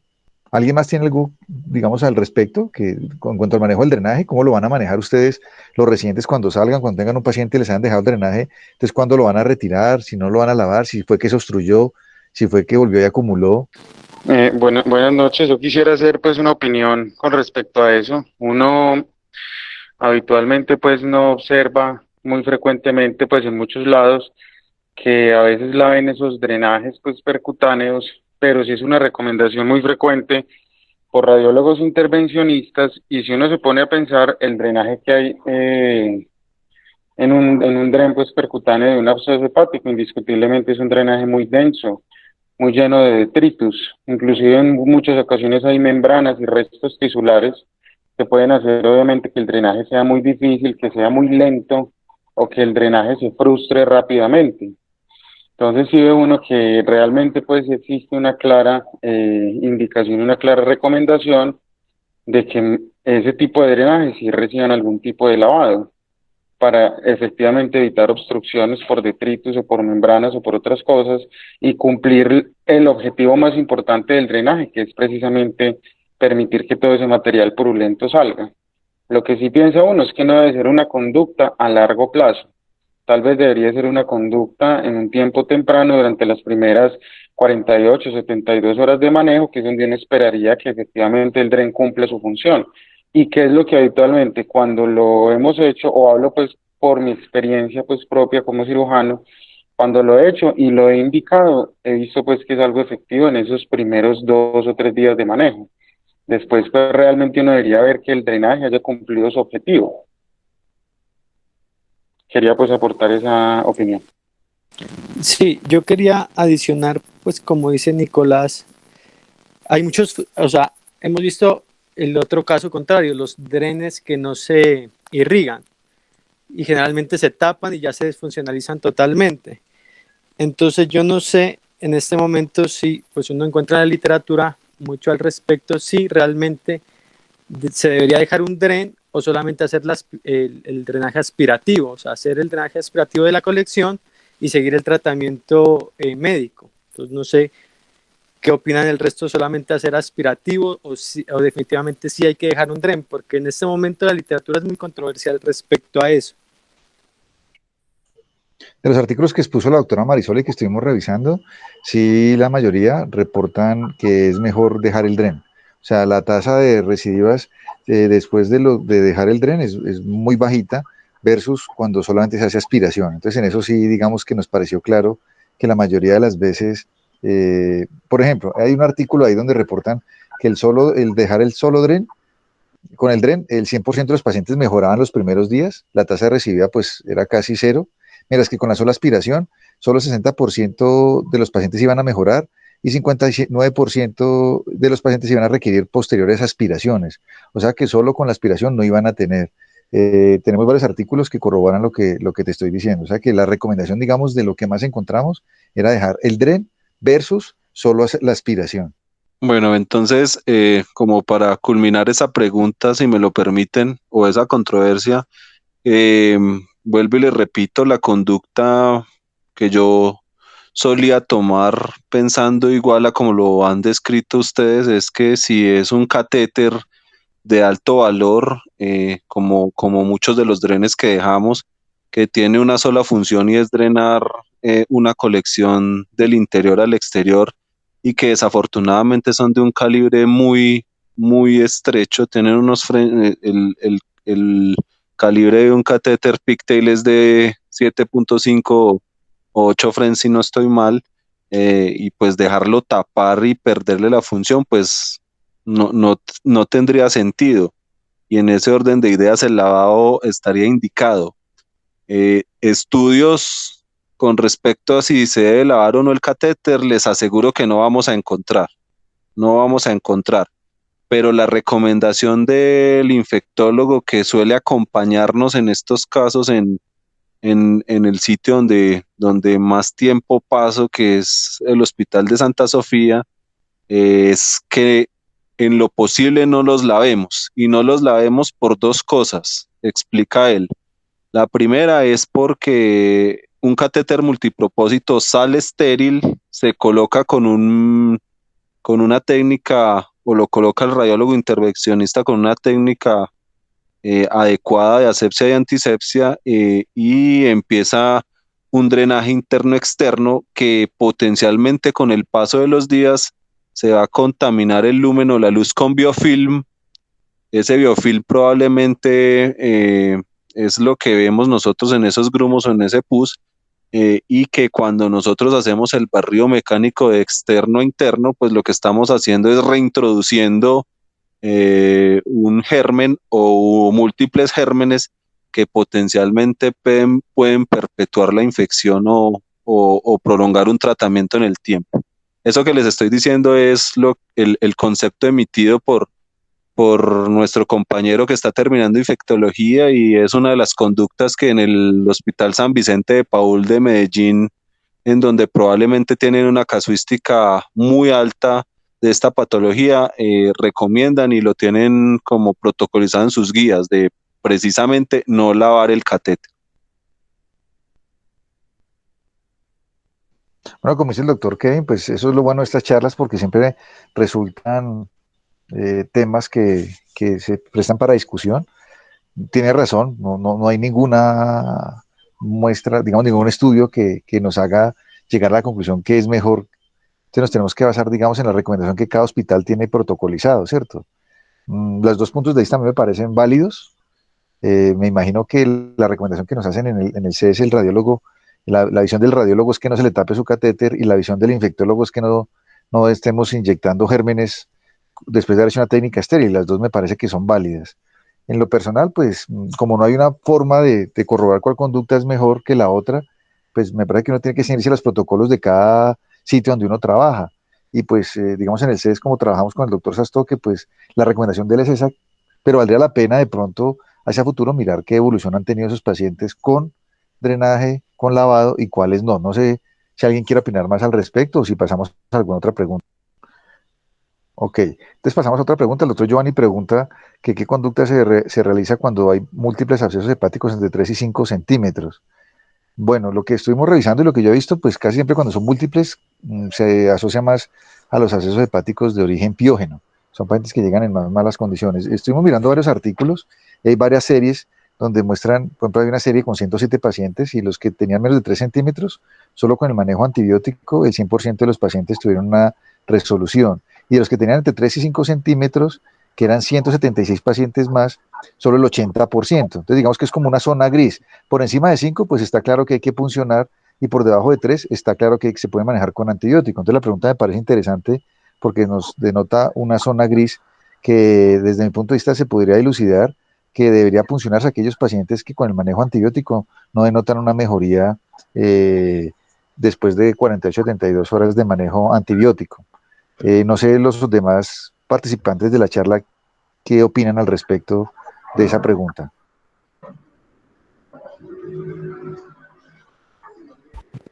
Yo diría que la respuesta que yo tomaría en esa zona gris sería con base en la evolución clínica del paciente. Para mí inicialmente sería manejo antibiótico de amplio espectro y evaluar la respuesta 24 a 48 horas después, a ver si ese paciente no se comporta, digamos, de una forma séptica, porque si estamos hablando de abscesos múltiples, uno, digamos, que podría presumir que posiblemente son de origen piógeno. Y si el paciente se comporta, digamos, ya con un patrón de sepsis o choque séptico, yo pasaría a intentar hacer un drenaje, que si son múltiples, muy posiblemente no va a ser posible por vía percutánea, entonces sería un paciente que en la medida de las posibilidades yo lo sometería a cirugía. De los otros Usted profes, va a someter, usted va a someter a cirugía a un paciente con múltiple absceso entre 3 y 5 centímetros. ¿Usted qué cirugía le va a hacer al paciente? Drenar todo lo que pueda. Eso es Por lo que eso, yo haría. pero ¿cómo los va a encontrar, Nico? O sea, es que Pues usted está uno podría hablando, utilizar usted está diferentes hablando, métodos, entre eso la ecografía intraoperatoria es una muy por buena eso, opción, o hacer pero demarcación Nico, preoperatoria con, espere. con resonancia. Venga, Nico, o sea, ubíquese en el contexto, porque eso es cuando uno opina a la ligera. O sea, usted me está diciendo que tiene un paciente entre 3 y 5 centímetros, múltiples abscesos y que no los pueden tener percutáneos. ¿Qué le hace a usted creer que usted sí lo puede hacer intraoperatorio? Y la otra pregunta es, ¿usted espera que un paciente que usted me está diciendo ahorita, la clínica no es definitiva? Las imágenes de múltiples, si me voy por su teoría, es más de piógenos. Entonces, ¿usted espera hacer un poquito más agresivo cuando el paciente esté en peor condición o usted se anticipa? Qué pena, se me cayó el internet, no le alcancé a escuchar la última parte. Usted me decía ahorita que pues que los paraclínicos pues no son de gran aporte de pronto para diferenciar entre uno u otro, pero usted me decía que le daba mucha fe a las imágenes. Las imágenes de múltiples lesiones pequeñas, o sea, el aspecto, digamos, miliar es de piógeno. Entonces, usted me dice que usted espera ser más agresivo cuando el paciente esté en peor condición. Y usted me dice, o pues o cree en esa idea, de que si no se pudo hacer un drenaje percutáneo por un radiólogo intervencionista, ¿qué le hace creer que usted lo puede hacer intraoperatorio? O sea, ¿cómo los va a encontrar? Como le respondí ahorita, ecografía intraoperatoria o demarcación preoperatoria con resonancia. Nico, vuelvo a lo mismo. O sea, es que lo está haciendo es un radiólogo y es funcional, es lo que hacen todos los días un radiólogo intervencionista. O sea, es que yo creo que a veces de pronto, cuando los escucho hablar así, es como si nunca hubieran visto un paciente de estos. Entonces es como hablar como en el aire, en el sentido en que, sí, yo me meto a cirugía, sí, en cirugía yo los quiero ver encontrar un absceso de 2 centímetros o de 3 centímetros o de 4 centímetros en la mitad del hígado para que usted haya los chuse directamente intraoperatorio en un paciente de pronto en mala condición. Yo quisiera decir algo ahí. Entonces, Yo tuve una experiencia relacionada con eso y lo que dice el doctor, pues Giovanni, realmente es muy cierto. Y eso pues que en mi caso fue un paciente joven que le encontraban un absceso como de 6 centímetros profundo en la masa hepática, pero que el radiólogo dijo que no pudo drenarlo percutáneamente, ni por ecografía, ni por TAC, ni de ninguna manera. Y pues entramos a cirugía a buscar si se podía hacer algún drenaje quirúrgico. Es imposible. Uno entra a la cavidad peritoneal, ve el hígado absolutamente normal, obviamente. O sea, uno pensaría que de pronto encuentra algún cambio en la superficie hepática, que ve un cambio en el parénquima, que ve un cambio inflamatorio, que ve fluctuación, algo importante, pero uno no ve nada. Simplemente el hígado está absolutamente normal y de entrada, por palpación y por inspección, ya queda uno absolutamente perdido. Intentamos hacer una ecografía intraoperatoria y se hizo. Y realmente la dificultad para hacer ese drenaje es impresionante, inclusive teniendo la imagen para hacer la localización es muy difícil, con mucho riesgo de lesión vascular, de lesión intrahepática, de fístulas, y realmente es algo bastante complejo. O sea, cuando un drenaje no se pudo hacer percutáneo, indiscutiblemente el drenaje quirúrgico queda solo indicado para esos casos de abscesos muy superficiales en los que uno pueda llegar pues por visión o por palpación, pero profundos, imposibles. Quisiera pues aportar esa experiencia personal. entonces, Nico, lo que yo le digo es, o sea, una cosa es hablarlo y otra cosa es, mejor dicho, una cosa es decir que voy a ir a torear, el otro cuento es vaya, enfréntelo, ¿sí? O sea, eso no se ve nada fácil. Usted no lo identifica, usted no sabe dónde está. Hay un estudio de Giorgio hace mucho tiempo y lo hizo en Italia y él cogió más de 100 pacientes con abscesos piógenos y los cogió en ese rango, en el rango gris que llamaba el doctor Boritica ahorita. Y lo que le hace es, si hay que ponerle 20 catéteres, le pone 20 catéteres al paciente. Y la mortalidad es cero, que nunca la había visto. La mortalidad de cero de piógeno no la conocía. Pero el tipo dice que la mortalidad es cero y si hay que ponerle 20 catéteres, se los pone. Y algunos los manejó con aspiración, otros manejó con aspiración y catéter. Perdón, implante de catéter. Entonces, Nico, pilas, porque a veces suena fácil, es como cuando un internista, es muy fácil, tiene un cáncer gástrico. Eso sí, no que vayan y lo operen, le quiten el estómago y hagan la anastomosis respectiva y ya. O sea, suena así de fácil, pero vaya torelo. O sea, vaya viva la experiencia y diga que es que usted lo va a hacer una marcación con resonancia y no sé qué. Usted ese hígado lo ve normal si son lesiones así miliares. Cuando usted tiene un absceso grande, pues usted lo encuentra. Porque de pronto ve un abombamiento, de pronto si ya está roto, pues, hombre, siga el camino. Pero usted abscesos múltiples o abscesos del centro del hígado, yo lo quiero ver cómo lo va a drenar usted intraoperatorio. Eso es otro paseo. A mí me parece que el doctor Giovanni tiene razón. Lo que pasa es que digamos que para irnos llevando cosas después de una discusión de estas con base en lo que hemos leído todos, digamos que esa zona entre los 3 y los 5 centímetros, pues la tasa de mejoría en algunas series es del 80%, no es del 100%. Valdría la pena colocarle catéteres a todos, siendo que un 80% pueden mejorar. Mi propuesta sería que en esa zona entre los 3 y los 5 centímetros dependiera de la decisión de drenaje si el paciente no mejora clínicamente. Por debajo de 3, manejo antibiótico; por encima de 5, el drenaje no está discutido, y en esa zona, dependiendo de la clínica. ¿Qué opinan?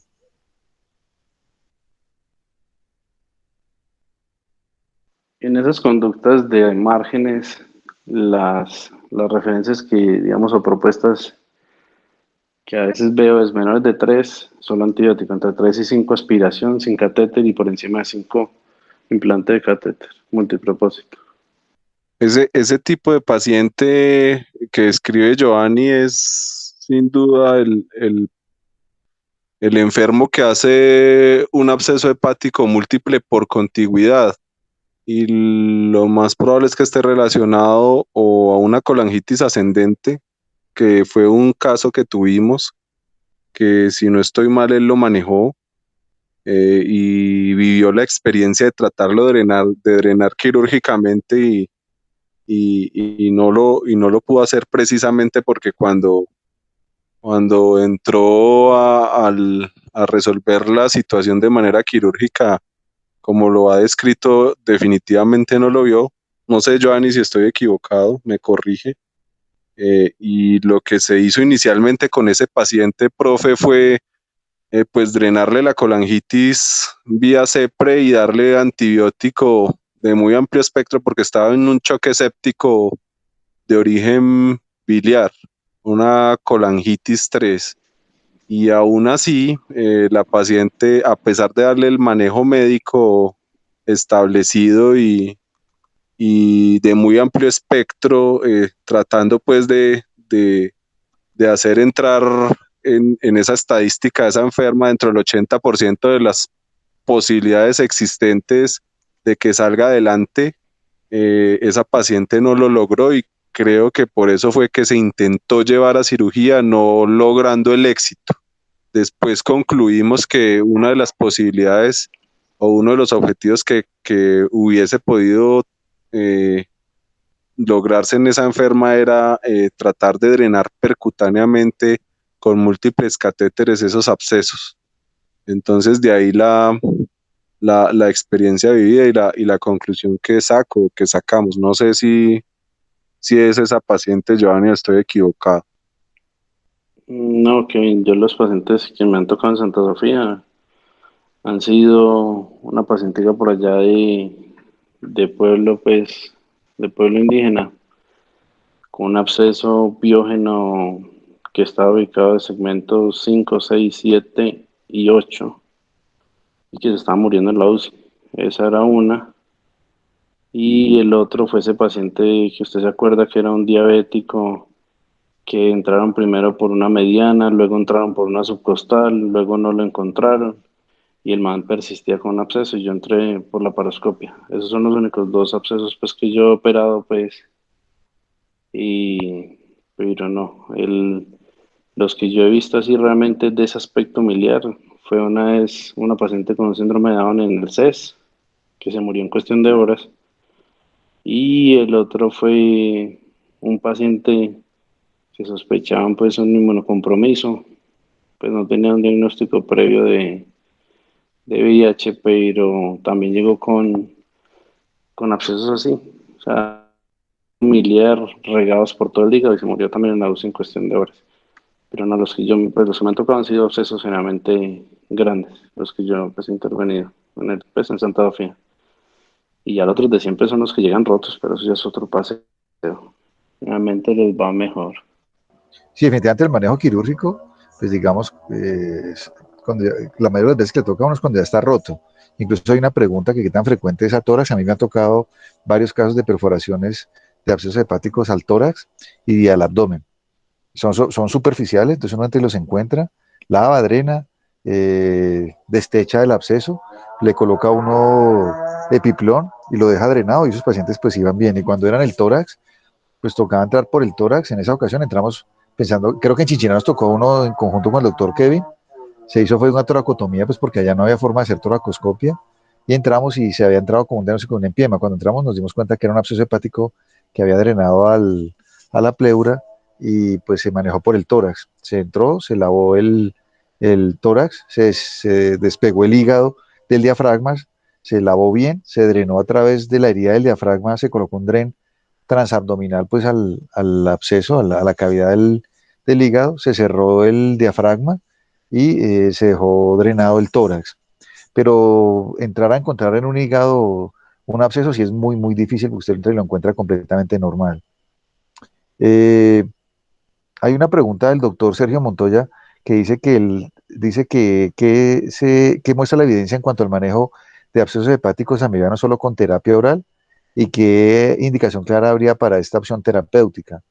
De los pacientes que nos han llegado medianos y que hemos visto, siempre llega el paciente en regulares condiciones. Son abscesos que se presentan en pacientes socialmente de zonas deprimidas y casi no consultan estos pacientes, sino cuando ya se sienten mal.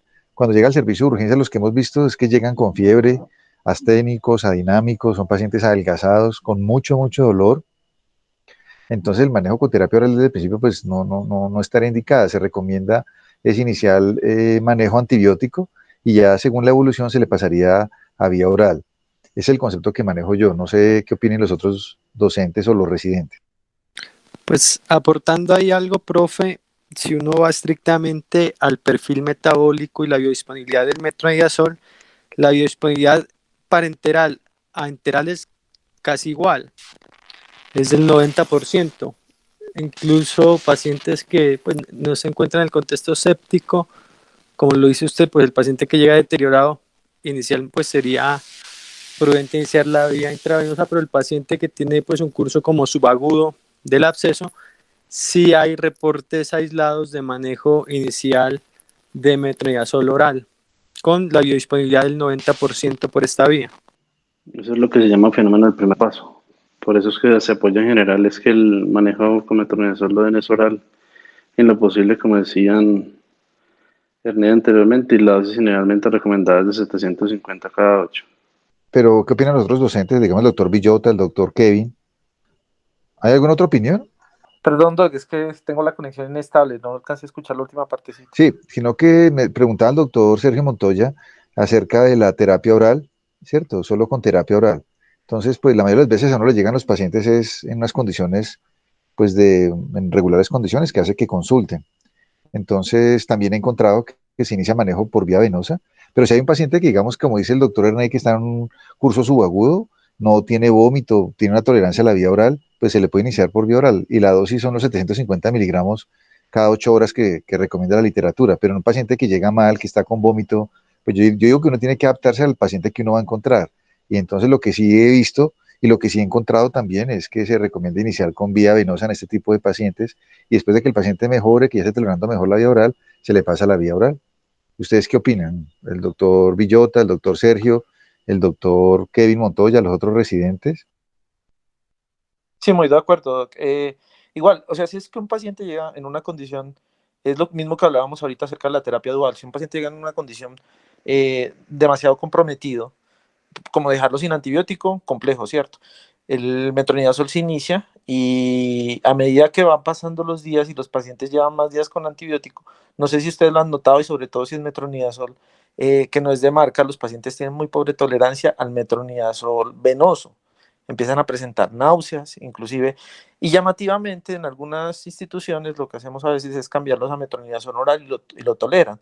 Entonces sí, me parece que el tratamiento debe ser sumamente individualizado dependiendo de las condiciones clínicas del paciente y también que entran a jugar todos esos digamos que esa situación de la tolerancia a los medicamentos.